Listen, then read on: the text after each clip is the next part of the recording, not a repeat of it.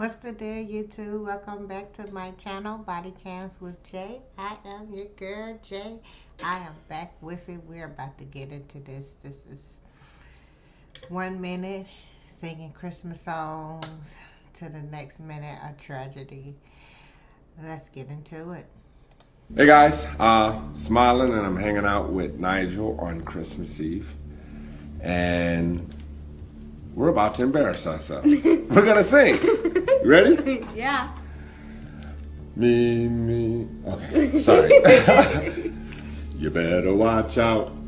You better not cry. You better not pout. I'm telling you why. Santa Claus is coming to town. Dope, dope, dope.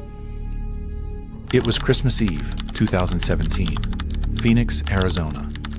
Inside a quiet apartment on North 16th Street, Anthony Milan Ross and his 11-year-old son, Nigel, were laughing. They were singing carols for their social media fans. To anyone watching, it was a perfect holiday moment. But that video was a countdown. 90 minutes later, the singing stopped. The gunfire started. Later. Anthony didn't just snap. He waited for his estranged wife, Iris, to arrive at the patio. He shot her in cold blood while neighbors watched in horror. Oh, wow. Then, he went inside for the children. He didn't spare the boy in the video. He didn't spare his 10-month-old daughter, Honora. This is the true crime story of a man who built a career on transformation, only to become a monster. Anthony Milan Ross was a name that meant something in the health world. Most people knew him as Milan. He was a celebrity chef. He was an author. He was a man who had done the impossible. At his heaviest, Milan weighed over 500 pounds. He was a prisoner in his own body. The breaking point happened at Universal Studios. Milan wanted to ride a roller coaster with his young son, Nigel. They stood in line for the Harry Potter ride. They reached the front. Milan tried to sit down. The safety bar wouldn't click. He was too big. The staff told him he had to leave the ride. He had to walk past hundreds of people in shame. He watched Nigel's face fall. That was the moment he decided to change. Milan didn't just lose a few pounds. He lost half of his body weight. Oh, wow. He dropped 250 pounds by switching to a plant-based diet. He started calling himself the vegan magician. He told everyone that if he could do it, they could too. His story went viral.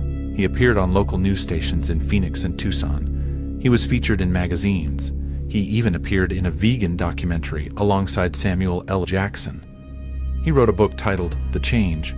His catchphrase was, "Change is a verb." He became a motivational speaker. He traveled the country to tell people how to take control of their lives. People looked at him and saw a hero. They saw a man of discipline. They saw a loving father who did it all for his son. Before we see how this hero turned into a killer, let's take a second to connect. We have a very global community here. Comment below and let me know which city and state you are watching from today. I love seeing how far these stories travel. If you appreciate the way we break down these stories, hit that subscribe. By 2014, Milan was a star in the Arizona culinary scene. He hosted pop-up dining events. He opened restaurant concepts. He was always on camera. He vlogged every part of his life. He showed off his beautiful wife, Iris Sutherland. He showed Nigel helping him in the kitchen. He seemed to have it all. But there was a problem. The math didn't add up. Milan was great at being famous, but he was bad at business. His restaurants started to fail. One closed after just a few months, then another. He was taking out high-interest loans to keep up his lifestyle. He was living on credit cards. While he was smiling for the cameras, his home life was rotting. He wasn't the calm, plant-based guru he claimed to be. He was controlling. He was explosive. He was paranoid. He started tracking Iris's phone. He demanded to know where she was every minute of the day. He accused her of things that weren't true. The public saw a man who had conquered his body. But inside, Milan was losing a different battle. He couldn't control his finances. He couldn't control his wife. And for a narcissist like Milan, losing control is the ultimate insult. He was a man who had transformed his outside, but the inside was exactly the same. He was still the same person who had abandoned a family years before. The world just didn't know it yet. Iris was the only one who saw the truth. She saw the debt. She saw the rage. She realized that the vegan magician was just a man with a very dangerous set of secrets. She was starting to realize that her husband didn't just want a healthy life. He wanted a perfect image, and he would kill anyone who threatened to break it. Oh, wow. While Milan was building his new life in Arizona, he was running from a past that was darker than anyone imagined. Most people believed Milan and Iris started their journey together from scratch. But the truth was that Milan had lived an entire lifetime before he ever stepped foot in Phoenix. He didn't just have a past, he had a family he had discarded like trash. Oh, wow. Back in 2003 in St. Louis, Missouri, Anthony Milan Ross was a different man. He was married to a woman named Nicole. They had 4 daughters. He wasn't a celebrity chef or a health guru then. He was a father who was supposed to protect his children. Instead, he was their biggest nightmare. For years, Milan kept this first family a total secret from Iris. He never mentioned he had 4 daughters. He never sent them money. He never called to see if they were alive. He simply disappeared. In 2003, he walked out the door and never looked back. Nicole was left to raise 4 girls on her own with no explanation and no support. The details of that Missouri life eventually came to light during his trial. His oldest daughters, Ebony and Shalonda, finally got the chance to tell the world who their father really was. They didn't describe a vegan magician. They described a monster who used food and isolation as weapons. One sister recalled a childhood defined by fear. Milan was obsessed with control even back then. He had a specific punishment for the girls that was especially cruel. He would deprive them of basic things like butter or sugar for an entire year. If they stepped out of line, they were forced to eat plain rice while he watched. It wasn't about health. It was about breaking their spirits. Another sister testified about the physical abuse. She remembered having to stay home from school for days at a time. Why? Because the bruises on her face were too visible. Milan didn't want the teachers asking questions. He wanted his house to be a fortress, where he was the absolute ruler. He was a man who demanded total submission from everyone under his roof. When he left Missouri in 2003, he didn't just move away. He erased himself. He changed his habits and his circle. By the time he met Iris in 2009, he had crafted a completely new identity. He told her he was a man of God. He told her he was a man of discipline. Iris had no idea she was marrying a man who had abandoned 4 children in another state. It took years for the truth to catch up to him. Iris eventually found out about the secret family. It wasn't through a confession. She found court documents and old records. Imagine the shock of realizing your husband has 4 other children he never told you about. For Iris, this was the moment the mask began to crumble. She realized the man she loved was a lie. This revelation changed everything in their marriage. It wasn't just about the lie, it was about what it said about his character. If he could walk away from 4 daughters and never look back, what would stop him from doing the same to Nigel and Honora? This secret was a massive red flag that Iris couldn't ignore. She began to see the transformation, not as a success story, but as a way for a predator to hide in plain sight. The Missouri daughters watched from afar as their father became a local hero in Phoenix. They saw him on TV. They saw him writing books about being a better person. It was a slap in the face. To them, he was still the man who let them go hungry and covered up their bruises. They knew that a man who doesn't take responsibility for his past is a man who is destined to repeat it. As Iris dug deeper into his history, Milan's rage grew. He didn't like being questioned. He didn't like his secrets being exposed. His identity as a hero was his most valuable possession. If Iris took that away by exposing his past, he felt he had nothing left to lose. He had spent a decade running from the man he was in Missouri. Now, that man was staring him back in the mirror, and he was ready to kill to keep the secret. By 2017, the perfect life Anthony Milan Ross built in Phoenix was falling apart. On the outside, he was still the vegan magician. He was still posting videos. He was still giving speeches. But behind the scenes, he was drowning. His business ventures were a disaster. He had opened a series of plant-based restaurants, but none of them lasted. He lacked the discipline to run a business. He preferred the fame over the hard work. Records show that his restaurant concepts collapsed within months. He was $60,000 in debt. He owed money on credit cards and business loans. He even owed money to his own employees. While he was telling the world to change, he was repeating his old patterns of failure.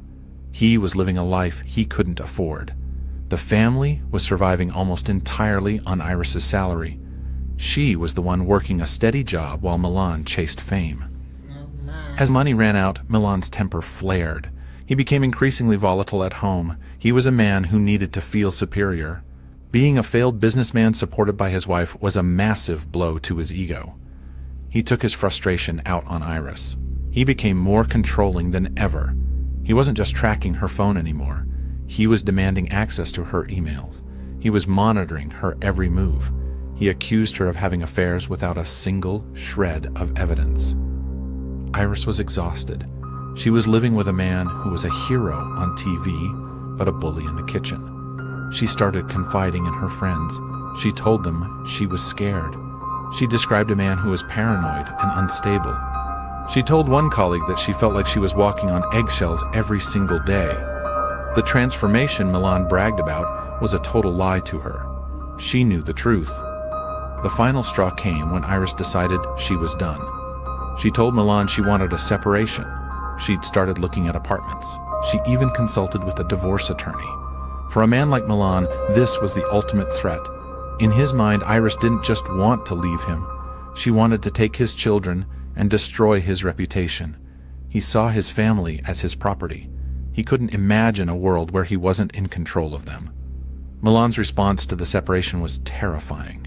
He swung between begging her to stay and making dark threats. He sent her texts saying, "If you leave, you'll regret it. I promise you that." That Iris was terrified. She knew Milan wasn't just angry. He was dangerous. She started planning her exit in secret.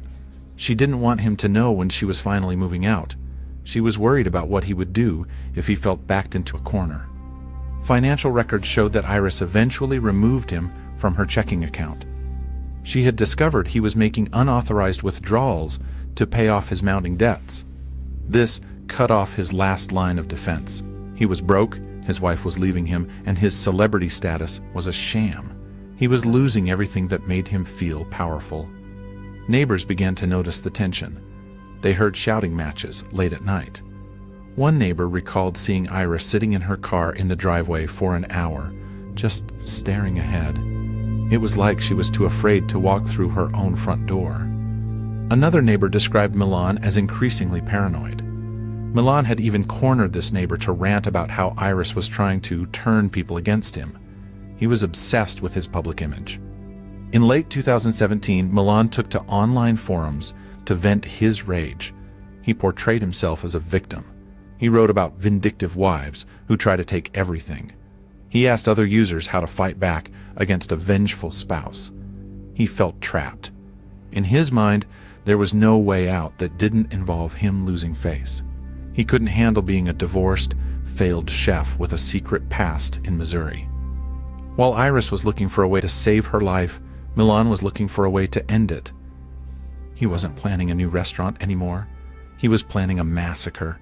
He had already decided that if he couldn't have his family, nobody would.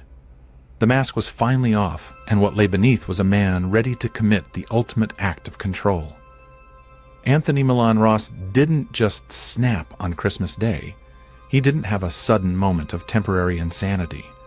The evidence found on his phone and computer told a much darker story. It showed a man who was doing his homework. He was treating the murder of his family like a business project. Detectives seized his electronic devices immediately after his arrest. What they found inside was a roadmap to a massacre. In the 2 weeks leading up to the shootings, Milan's search history shifted from vegan recipes to cold-blooded murder. He was looking for answers to very specific questions. On December 10th, he began searching for information on life insurance payouts. He wanted to know how much money he would get if his wife died.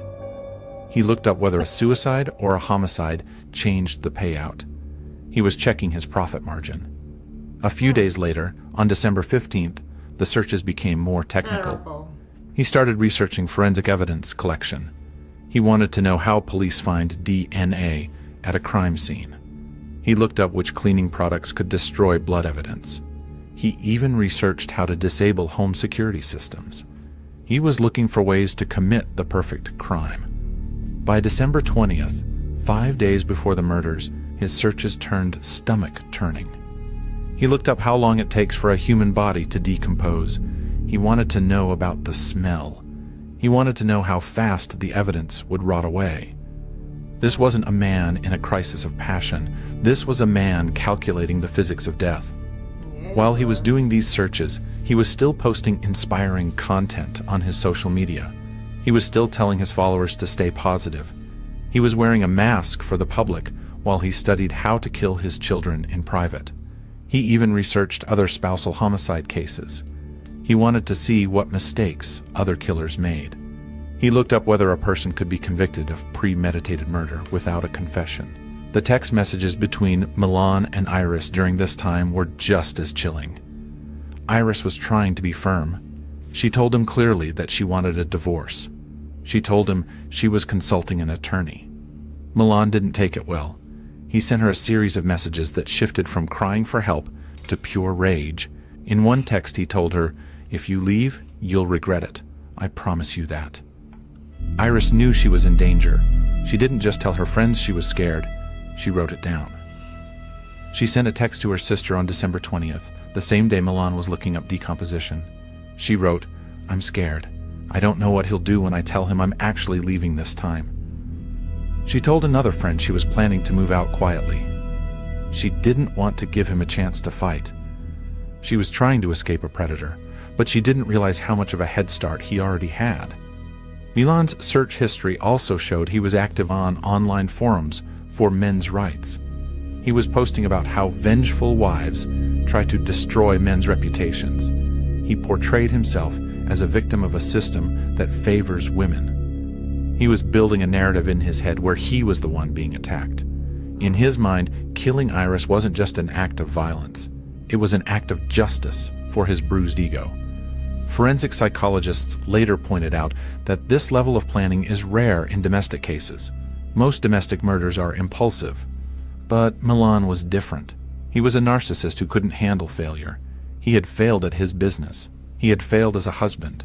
He couldn't let the world see him fail at his perfect life.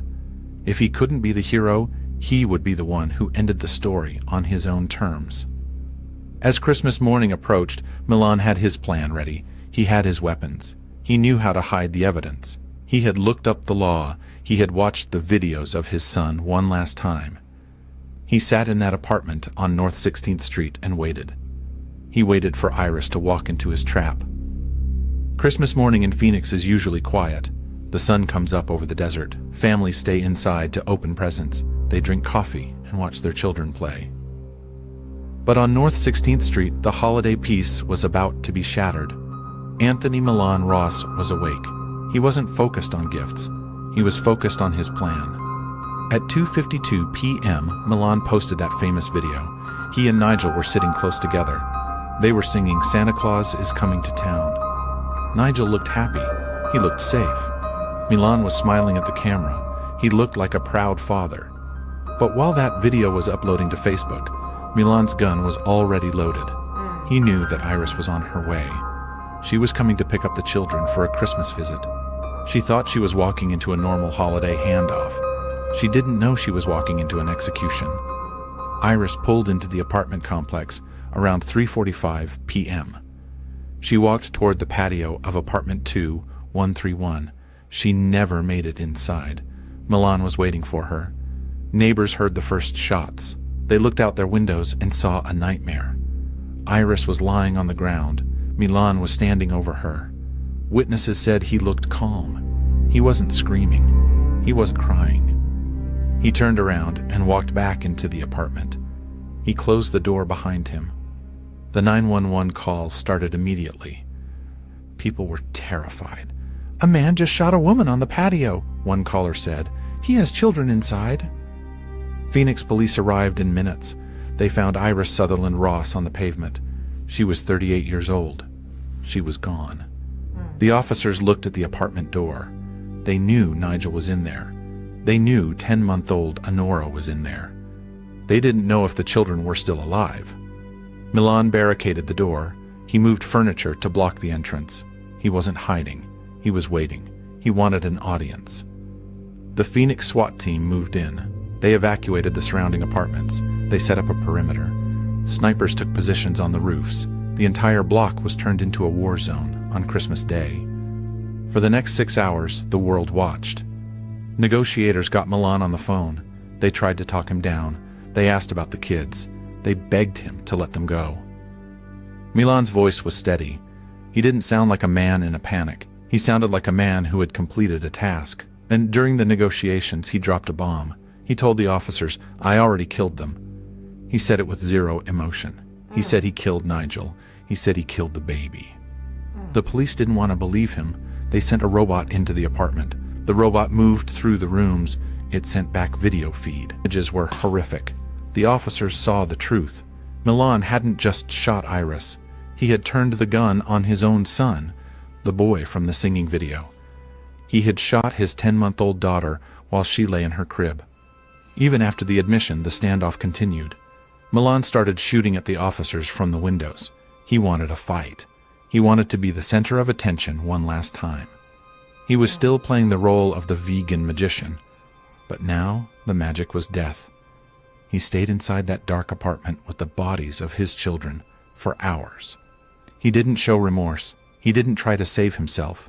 He just waited. Finally, around 10 p.m., the SWAT team had enough. They used flashbangs to blind him. They blew the door off its hinges. They swarmed the apartment with tactical gear and dogs. Milan didn't go out in a blaze of glory. When the police finally reached him, he gave up. He went down to the floor. He let them handcuff him. He wanted to live. He had taken 3 lives, but he made sure he stayed alive to see the aftermath. As the officers led him out, in his white t-shirt and red shorts, he didn't look at the bodies. He didn't look at the blood on the patio. He looked at the cameras. He was still performing. The man who spent years telling people how to change had finally shown his true self. He had transformed a family home into a morgue on the most joyful day of the year. Justice is usually slow. In this case, it was a crawl. Anthony Milan Ross sat in a jail cell for nearly 7 years before he faced a jury. The murders happened in 2017. The trial didn't start until 2024. For the family of Iris Sutherland, every day of those 7 years was a reminder of what they lost. They had to wait for years to hear the vegan magician answer for his crimes. Why did it take so long? Milan was a master of delays. He used every trick in the legal book. He fired his defense team multiple times. Every time he got a new lawyer, they needed months to catch up. He claimed he wasn't mentally fit to stand trial. The court had to bring in doctors to check his mind. Those doctors found he was faking. He was fit. He was just playing for time.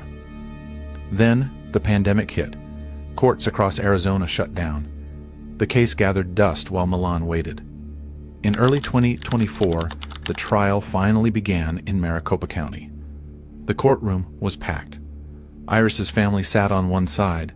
They wore ribbons to remember her and the children. Milan sat on the other side. He looked different. He wasn't the polished chef from the TV clips anymore. He was gray. He was quiet.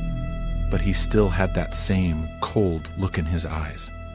He acted like he was just a spectator at someone else's trial. The prosecution didn't hold back. They presented over 80 pieces of evidence. They showed the jury the digital footprint. They showed the searches for decomposition and DNA cleaning. They proved this wasn't an accident. It was a plan. They played the video of Milan and Nigel singing.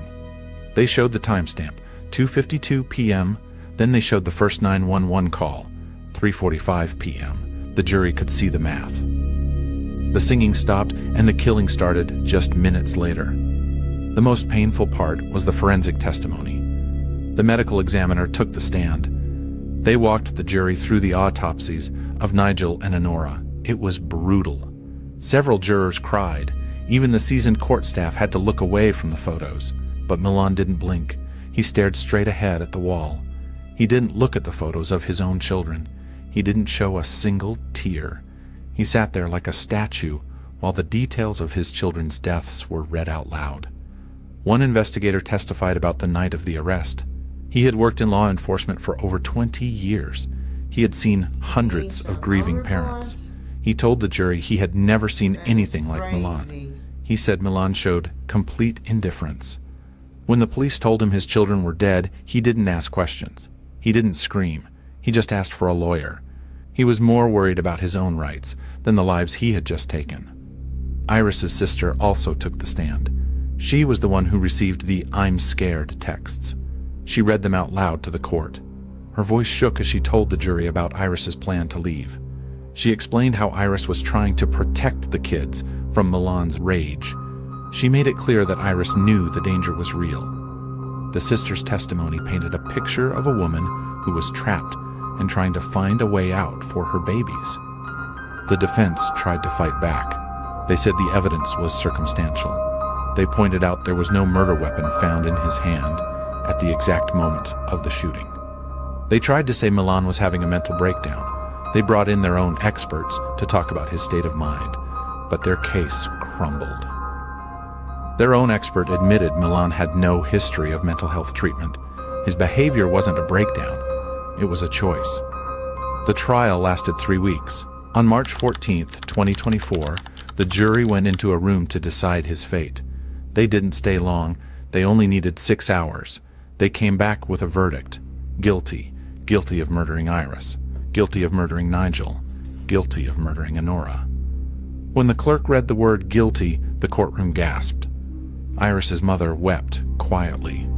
Milan's Missouri daughters, watching the news from afar, finally felt a weight lift. But Milan himself, he showed no reaction, no anger, no sadness. He just let the guards lead him away in chains. He was a man who had finally run out of tricks. The trial was over, but the final chapter was just beginning. In late 2025, the court gathered one last time for the sentencing. In Arizona, a first-degree murder conviction for a child can lead to the death penalty. The prosecutors argued that Anthony Milan Ross deserved the ultimate punishment. They pointed to the cruelty and depravity of killing a baby and a young boy who had just been singing carols with him. The defense tried to plead for his life. They brought up his childhood. They talked about his struggles with weight and his positive impact as a chef. But the judge wasn't moved. He looked at Milan and spoke about the absolute betrayal of a father's duty. He noted that Milan had spent years pretending to be a man of change, yet he had chosen the most violent path possible. Milan was sentenced to 3 consecutive life terms without the possibility of parole. For a man who obsessed over his public image, this was the ultimate defeat. He would spend the rest of his days in a small cell, far from the cameras and the fans. He would no longer be the vegan magician. He would just be a number in the Arizona Department of Corrections. Iris Sutherland Ross's family spoke during the sentencing. Her mother stood up and looked Milan in the eye. She didn't talk about him. She talked about Iris. She talked about how Iris was a hard-working professional who lived for her kids. She talked about Nigel's laugh and how baby Honora was just starting to crawl. They wanted the world to remember the victims, not the killer. They wanted the truth of their lives to outshine the lies of their murderer. The case leaves us with a chilling lesson.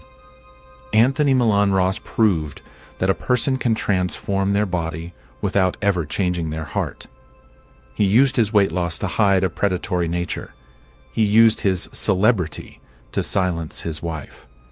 He was a man who viewed his family as a set of props for his social media feed. When those props tried to leave, he decided to destroy them. Today, the apartment on North 16th Street is quiet. The vegan cookbooks are out of print. The vegan magician videos are mostly deleted, but the memory of Iris, Nigel, and Honora remains. They are the reason we tell these stories, to remind ourselves that domestic violence often hides behind a perfect smile and a verified blue checkmark. Thank you for staying with me through this deep dive. These cases are heavy, but it is important to speak. How he couldn't take it and he couldn't just go on with his life and figure it out. That he had to take the whole family out. I don't get it. Can't be like, where your mind at to actually do that? Alright, y'all, drop y'all comments. Let's interact. Let's talk about it. Alright, thank you all for staying with me. Don't forget to like, subscribe, maybe drop those comments and turn those notifications on for the next drop. Alright, until next time, I'm out.